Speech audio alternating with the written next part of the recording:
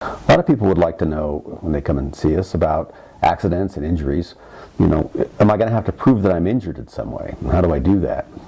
Well, when it's you're the person that's injured, it always seems pretty easy because you feel it. As a matter of fact, lots of times it's hard for a treatment professional to sort it out because when you're injured, you tend to focus on that and it becomes a lot more apparent to you.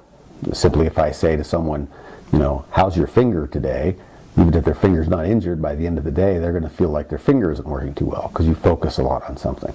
So when you're injured, lots of times you'll focus on one thing, and there'll be 2 or 3 things that are wrong. So you have to sort of let yourself spend some time, let the swelling go down from an accident or injury that you have, and then just be aware of what kind of symptoms you have. Most people understand when someone's injured, and a lot of the fancy tests that people do really help diagnostically, but they don't explain things to the average person. The best thing that you can do is to be able to take everyday things that you are involved in and explain why you can't do them or why they're more difficult for you to do. And that not only helps illuminate it to regular people, but also to medical professionals. We say, look, I can't reach above my head, or if I put my head down for some reason, my neck hurts, or if I reach too far to the left. All these kinds of little things add up to helping decide what part of the body is having problems.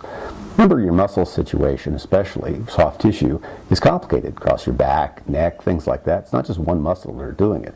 So you have to localize what one's working one direction, maybe not working another direction. And lots of times it's a complementary process where one muscle is fine, but the other one is not, so the fine muscle tries to tense up and guard it. So all those things require sort of a library of symptoms that you try and explain to someone about how it's feeling.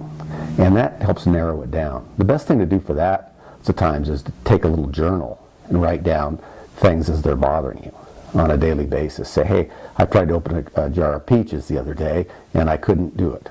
I used to always be able to do it. Now it hurts when I twisted my arm. Or I tried to trim a tree, but I couldn't look up because my neck was hurting. Those are all things that can be important to explain to individuals what's bothering you and how it affects your life. Because that's really the big thing, is how it's affecting you. We all have aches and pains. The difference is that if someone else has caused those aches and pains in an accident, then those probably have some kind of value because you've been robbed of your ability to do things.